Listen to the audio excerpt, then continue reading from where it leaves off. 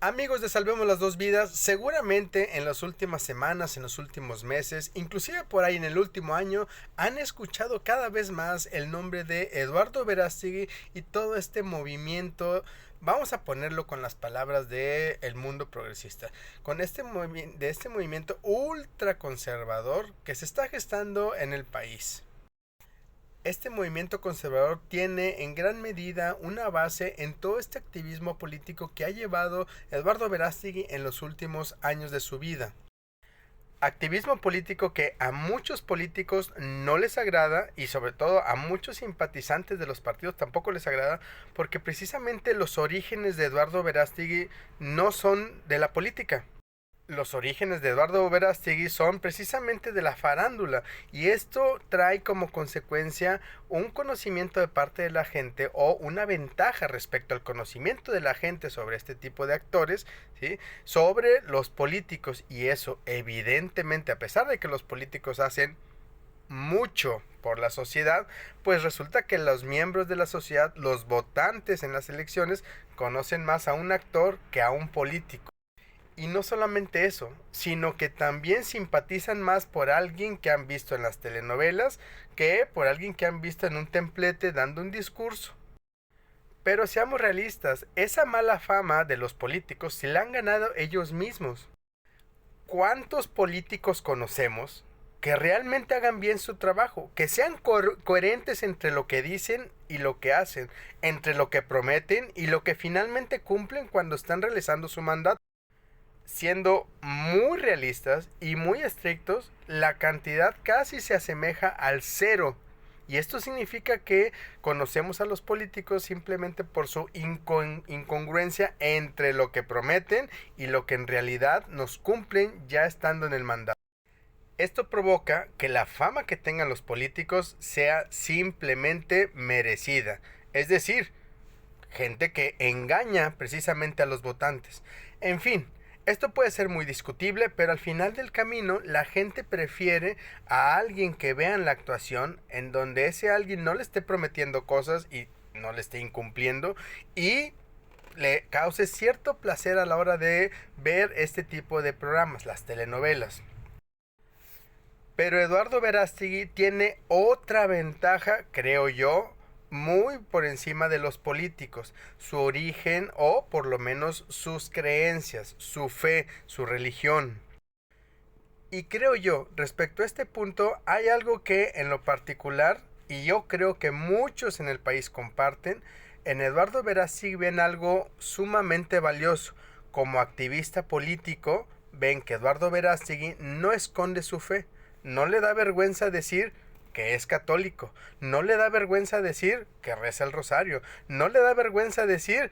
que cree en Jesucristo, que cree en María, y sobre todo no le da vergüenza andar profesando su propia fe en público.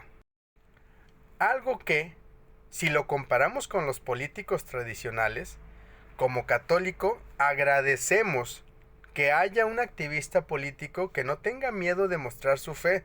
porque de cierta manera los católicos nos sentimos representados dentro de la política a través de este personaje. Y ojo, nos sentimos representados no porque tenga una trayectoria política vasta o muy buena. La realidad es que tiene una trayectoria política que se reduce a unos cuantos meses.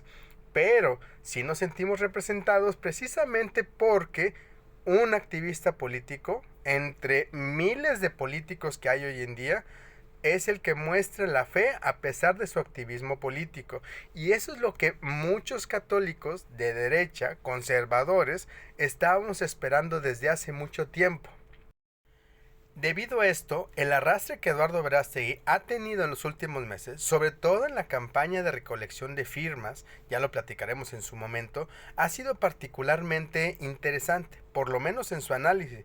porque muchos de los católicos votantes que ya estaban hartos de la política, que ya estaban hartos de los políticos tradicionales, resulta que ahora, con un poco más de conciencia política, quieren acercarse a votar porque precisamente ven en Eduardo Verástegui una opción que se apega mucho a los valores que ellos profesan. ellos como personas y como votantes, y que ya desde hace mucho tiempo habían dejado de ver en los políticos tradicionales. Y tienen confianza en esto. Y entonces eso está haciendo que desde la política se geste un movimiento que por lo menos de inicio es muy interesante, que tiene que ver con la derecha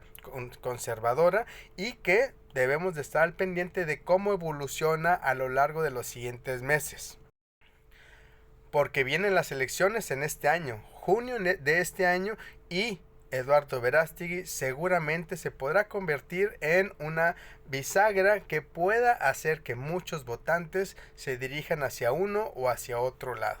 Aunque lo que pinta por ahí es que van a querer votar precisamente por Eduardo Verástegui como el inicio de una nueva derecha que se está gestando y que vamos a ver qué tal se desenvuelve, pero creemos que puede desarrollarse de una manera muy interesante y puede convertirse en una opción muy seria en los próximos meses y en los próximos años. Ya lo iremos viendo, pero bueno, por este motivo estamos preparando una serie de videos que hablen no solamente de la historia de Eduardo Verástegui, sino de la historia de la derecha en México, cómo se fue apagando poco a poco, cómo los partidos de derecha, por lo menos de derecha tradicionales, se han ido poco a poco yendo hacia el centro y un poco más hacia la izquierda, y cómo surge este movimiento de derecha nuevo, con nuevas aspiraciones y con nuevos bríos, inclusive con nuevos votantes, que promete ser por lo menos un movimiento que poco a poco se está volviendo cada vez más sólido. Estaremos viendo, no se pierdan por favor estos videos, denle like, compartan el contenido y nos estaremos viendo en el siguiente video.